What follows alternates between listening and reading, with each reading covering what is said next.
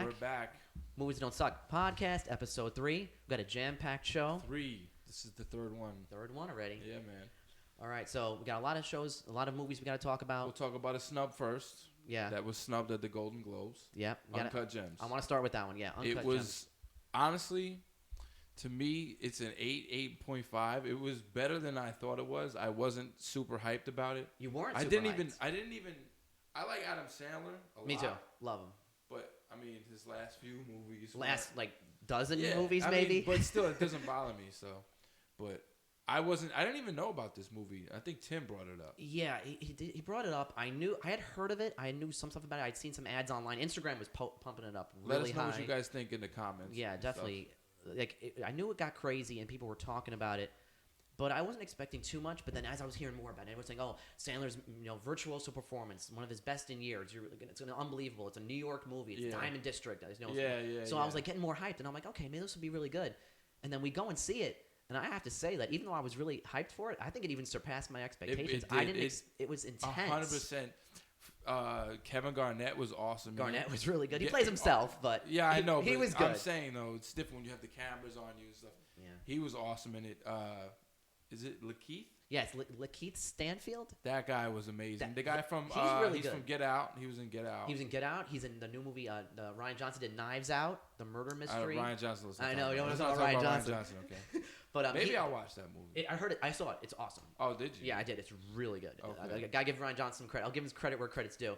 But yeah, Lakeith Stanfield, awesome, and then he's good in pretty much everything he's in. So the acting in Uncut Gems, I had no issues with it. No, not at all. Whether it was even Sandler's wife, Idina Menzel. Yeah, she's good. Yeah, she was good. His girlfriend Julia Fox, a newcomer, relative newcomer. I don't think she's been in anything else. Yeah, she's great.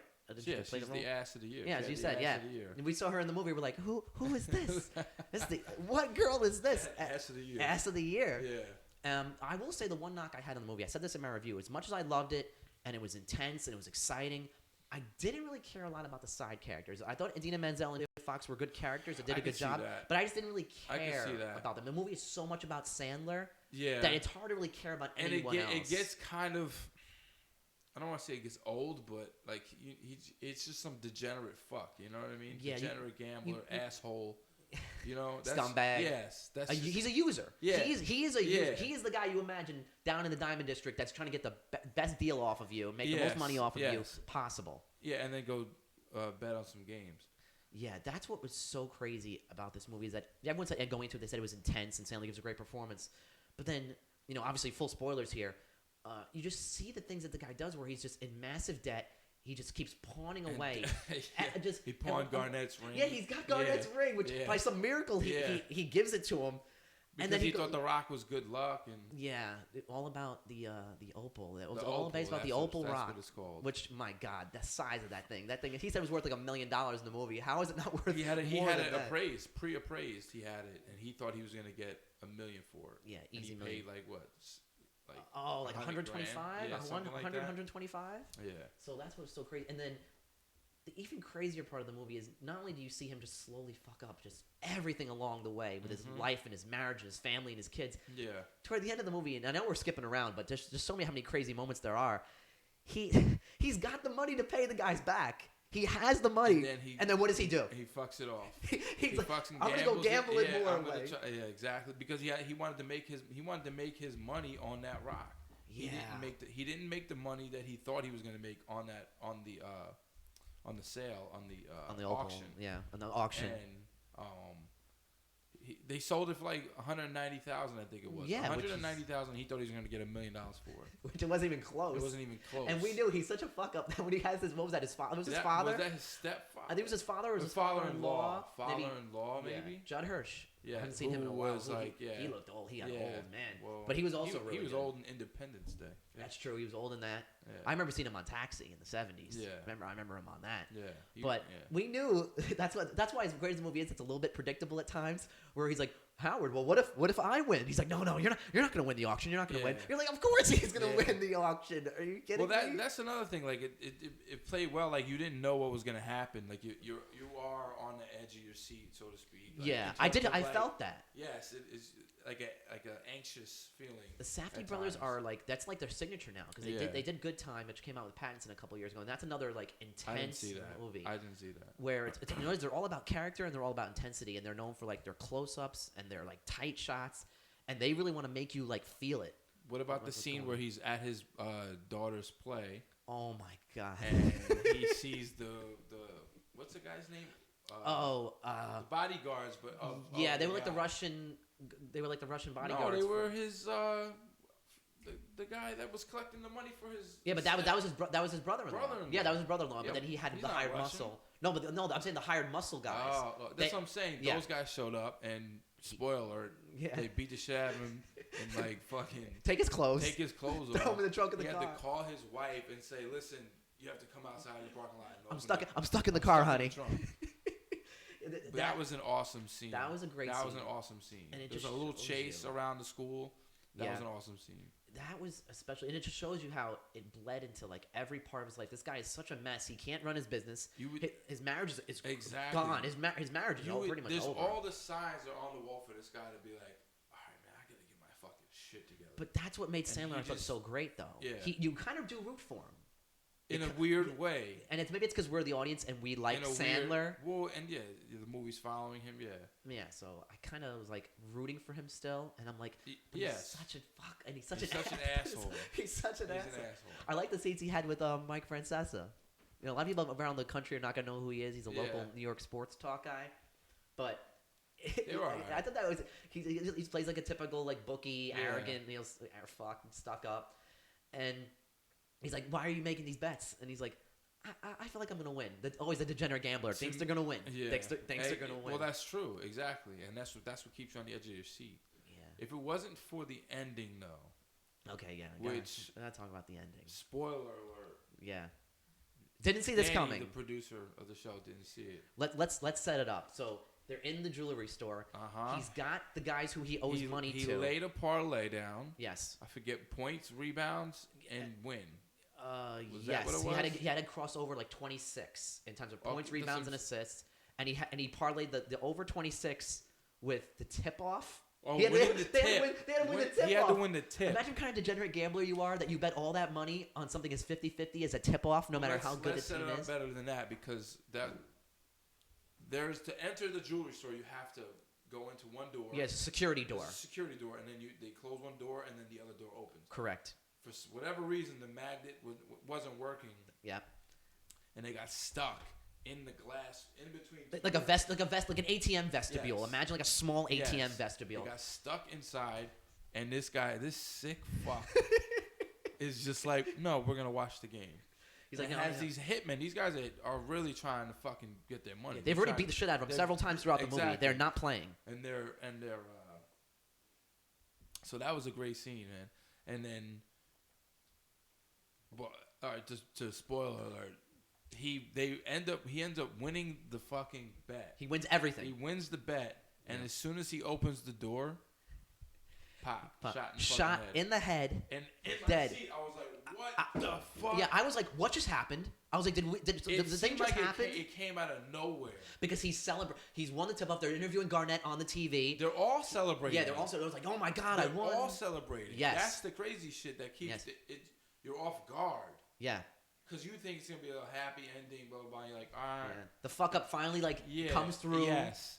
Exactly. Everything works out. You think he's gonna probably stay with his wife, or maybe he's gonna go with the girlfriend. He tells his wife to give him And another that's what chance. makes it, and that's what, for me, that's what made the movie. It was the that ending. glimmer. That glimmer. Notice it was that glimmer of hope. Yeah. You think like, all right, this guy's finally gonna turn around. He'll win the money, and then he'll turn his life around. Yeah. We know that's She's not at the case. Mohegan Mohegan Sun? She's I at think she went Mohegan to. Sun, and Yep. you think like that. She put the guy- money down for him. Yes. Right. She put the money down for him, but you think that guy that went with her is like kind of setting him up. Right, and it Yeah. wasn't the case, which was interesting that they kind of misdirect you with That's that. what I'm saying. There was misdirection, and there's like They just leave you hanging. Yeah, and then like I said, when they shot him, I was just like, Dude, wow, like I that's, was like ballsy. What a decision. Yeah. Ballsy is the best word for it. Yeah, because you could easily end that movie on a high note. After all the fuck up that he had, you could easily end that movie on a high note. And the way I thought that was awesome. It's a slap to the face, but in a good way. Not like you're disrespecting your audience. I thought they were respecting their audience, saying we're not going to give you the ending you expect. Yeah. Which I thought was, to me, it was like great. it made the movie. If it wasn't for that, it would just. To me, I don't know. I think it's still, notice for me, I feel like it still would have been a good movie. It would have been an enjoyable movie. But I feel like them making that those took it over the top. decisions in the script, I feel like that's what took it to the next level. That's why I feel like it was snubbed by the Golden Globes. Yeah, that was weird. Even though I don't know. I don't give a fuck about award shows. I don't watch them. Yeah, I care about the Oscars and a little bit, but even the Golden Globes, you can't get me too interested in that. Like I was following it a little bit last night, but I did find it shocking that there was no writing nomination, there was no director nomination. Sandler wasn't. I know it's a jam-packed category this year, and there's tons of great movies and tons of great actors. But I definitely thought there would have been some little attention. You know, everyone loves A24 now. They're a big production company pushing these good movies out. Yeah, everyone's singing their praises, and there was no love for them. Was this a high-budgeted movie?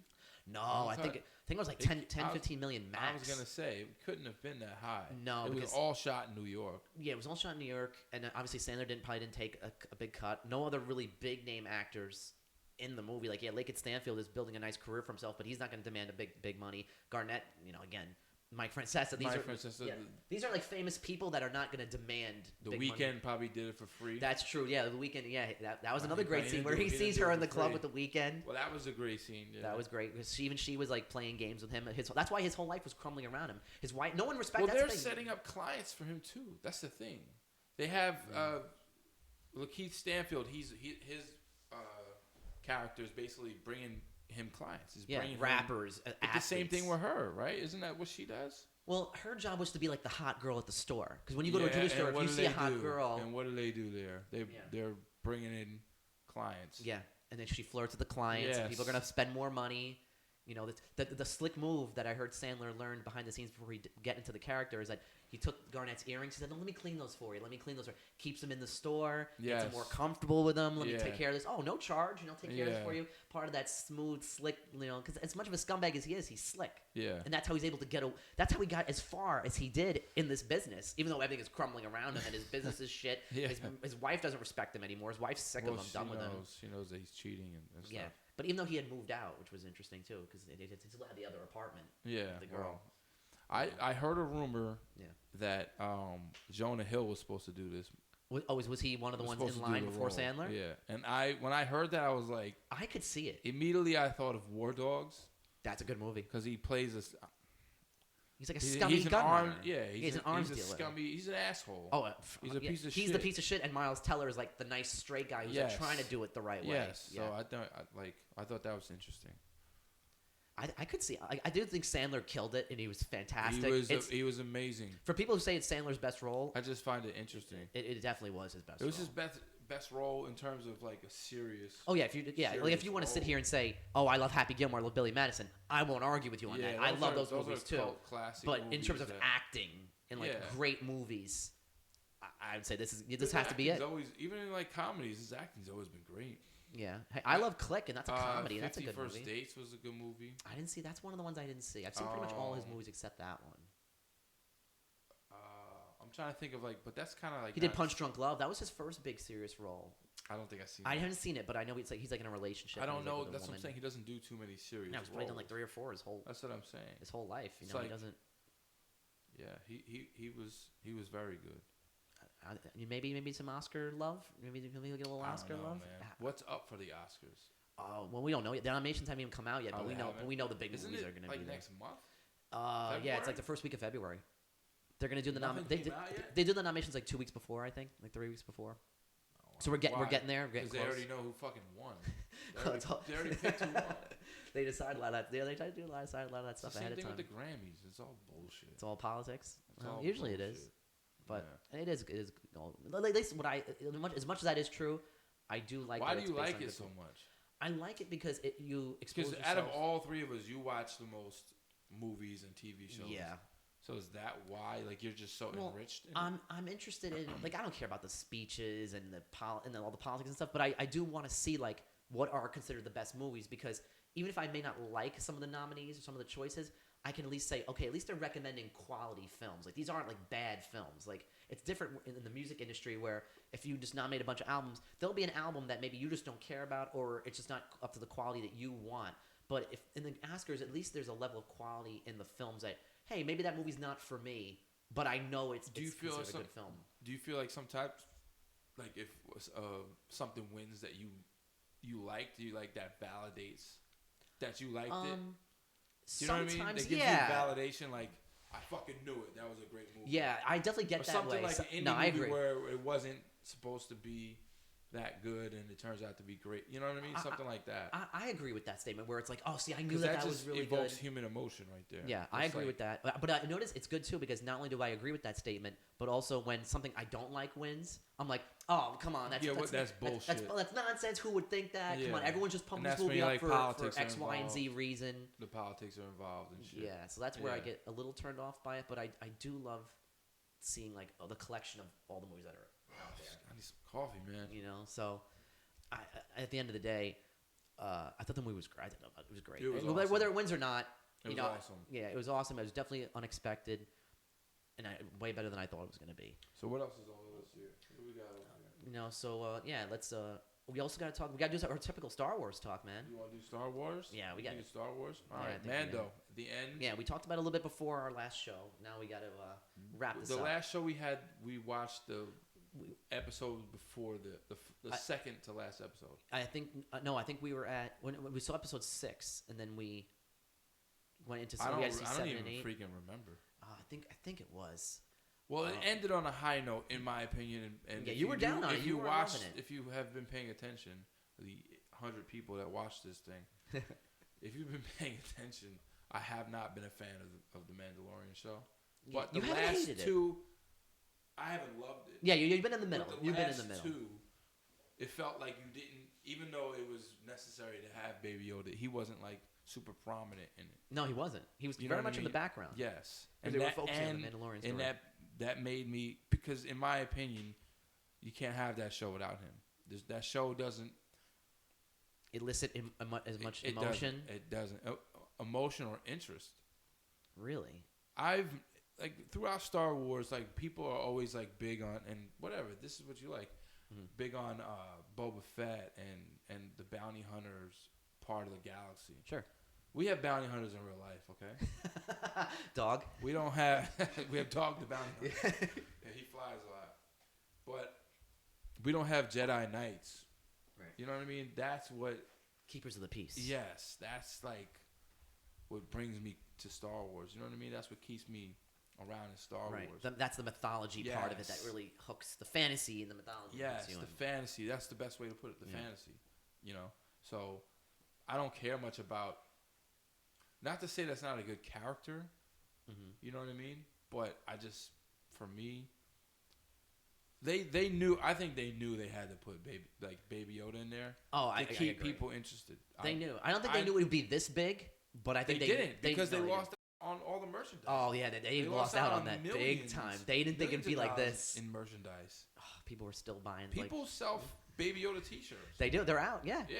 I heard the Disney stores were like just rushing to try to get as much stuff. Dude, not just Disney stores, just regular. Oh yeah, just regular like ads on Instagram and all that stuff. Yeah, people. Because why not? There's so many pages on Instagram now with Baby Yoda. It's insane how many of them have been following. I mean, it's smart. No, it's good marketing, but. Okay, yeah, so you've been more in the middle on it. I've been a little higher on it. I acknowledge that it's not an amazing, it's not as good as I thought it was going to be. I thought it was going to be a crazy, over-the-top, ridiculous show. It definitely has come under for me, but I do like the way it ended because, for me, it started strong. I said this in my review, too.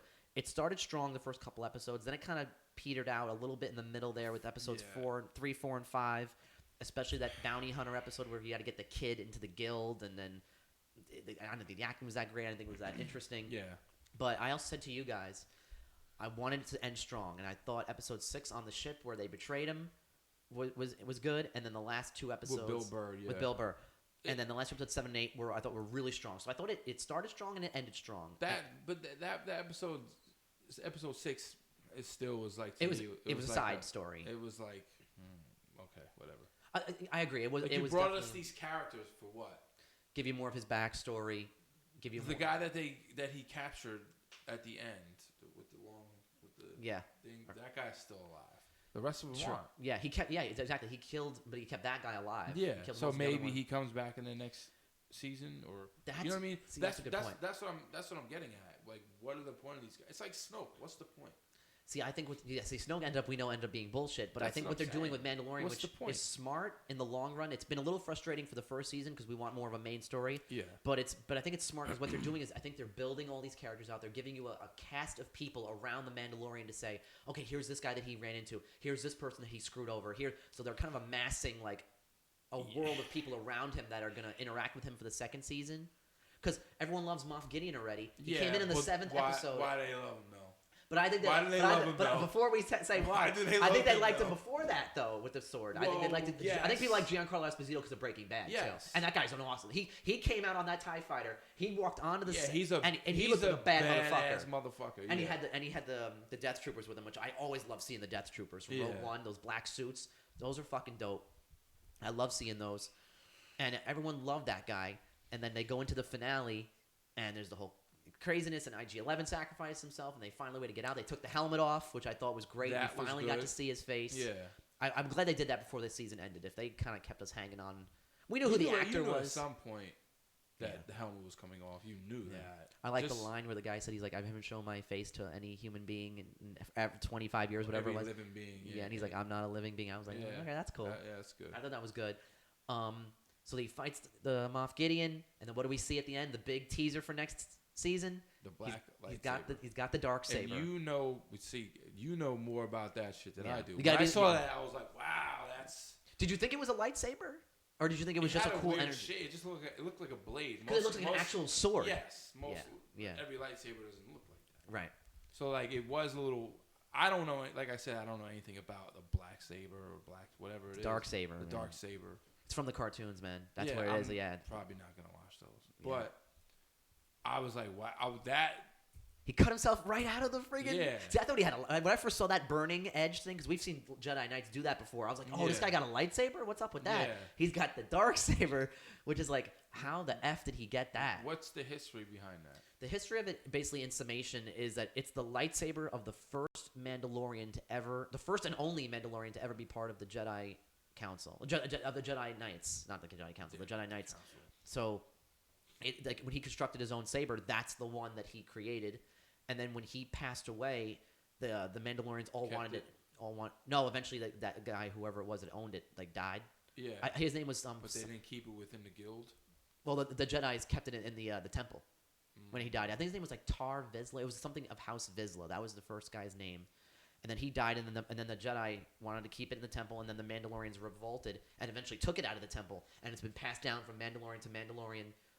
Even through the cartoons, and then in the cartoons, the last place it was left with was a woman. I ask you that. Yeah, it was left with a woman named Bo-Katan, who they use it to like unite Mandalore under her reign, and they're wondering like, oh, okay, well if he has it now, what happened to her?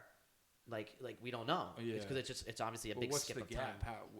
It is a big. So it is a big when skip. you see Bo-Katan get it, it's in Clone Wars. So it's around the Clone Wars time, which is episode 2. So till now, so you got to figure there's episode 3, and then this is post. You're talking about 30 years from episode 2 plus. to 7 years, 5 years after episode 6. So you're going from 2 to 6 plus 5 years. So that's like over 30 years. Yeah. So obviously it's probably they're going to give you a whole backstory. They're going to tell you how it changed. Well, that's the hook. How he got it. What do you want to see in terms of next? Like, I want to see better storylines. I want to see longer episodes. That's the biggest thing. Longer episodes. Is that what's being talked about online? Well, the thing is, they need to do that. They haven't said it, but they're like, oh, of course. They just said the typical, oh, well, they're going to make the corrections they need to make for season 2. Disney hears everything. I'm sure Favreau has heard everything. They're doing the show right now. They're producing it. They're shooting it now. So, I trust Favreau too. No, he's been killing it. For Disney loves him. He's been killing it. Yeah, Lion King and Jungle Book. So. The show is his creation. It has to be longer episodes and, less of these monster of the week episode of the filler of the week. Yeah, just stupid storylines that make no sense. See, I don't mind that's the thing. I don't mind the occasional filler episode. I've said this a lot on my page. There was a lot. Yeah, like how many episodes were there? There was 8. 8. Right. Would you say 6.5? Would you say 6?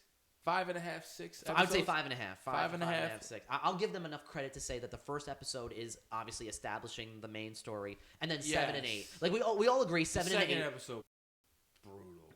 A little bit. I didn't mind it. I liked this. I liked it. It wasn't that. That was the one where they destroyed his shit.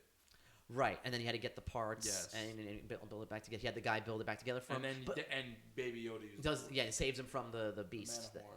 Yeah, that was it exactly. See, that's not a mainline story, but it helped develop Yoda. So is it kind of like half a main story episode? That's what I'm saying. So it's like it didn't develop him though. It didn't. It just established. You look at Yoda. When you see Baby Yoda, you're like, that's right.